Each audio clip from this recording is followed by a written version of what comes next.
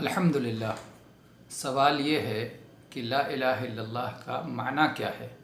لا الہ الا اللہ کا معنی یہ ہے کہ اللہ کے سوا کوئی برحق معبود نہیں ہے، اور اس کی دلیل قرآن مجید میں سورہ لقمان کی آیت نمبر 30 ہے۔ اللہ تبارک و تعالیٰ نے ارشاد فرمایا